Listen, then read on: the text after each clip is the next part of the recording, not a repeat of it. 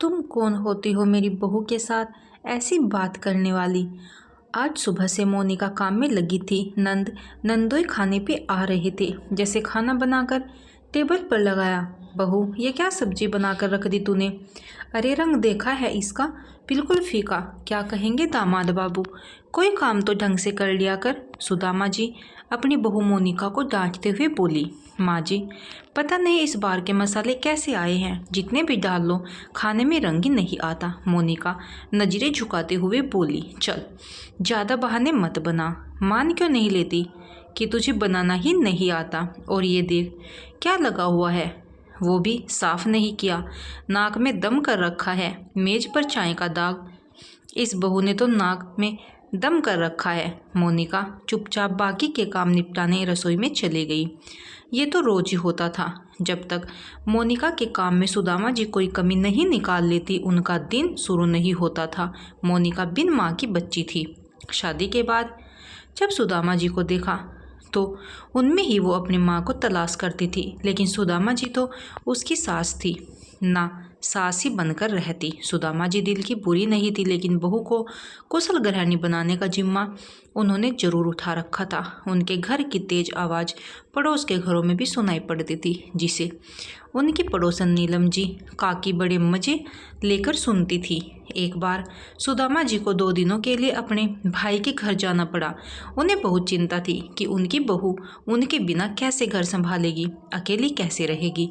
इसलिए अपनी पड़ोसन को बहू का थोड़ा ध्यान रखने के लिए कहकर वो चली गई।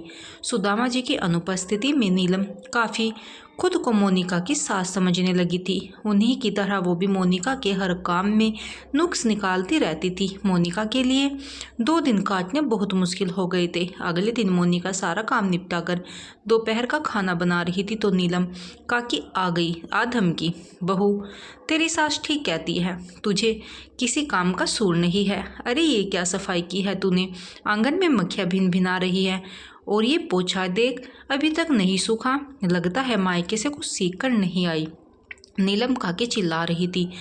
तभी सुदामा जी ने घर में प्रवेश किया। नीलम, तू मेरी बहू पर चिल्ला क्यों रही है? जीजी, तुम्हारी बहू सच में बड़ी निकम्मी है, एक काम ढंग से नहीं करती। नीलम काकी तुनकते हुए बोली।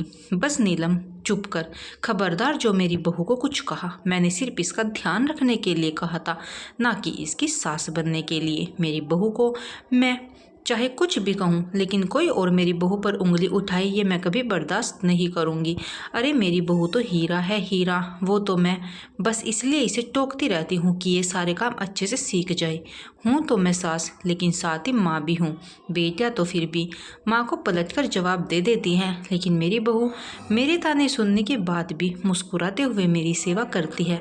तू जाकर अपना घर संभाल, अपनी बहू को मैं खुद संभाल लूँगी। नीलम काकी अपना समूह लेकर लौट गई और मोनिका अपनी सास से लिपट गई। माँ जी, आप कितनी अच्छी हैं, आपके बिना इस घर में मेरा बिल्कुल मन नहीं लगता।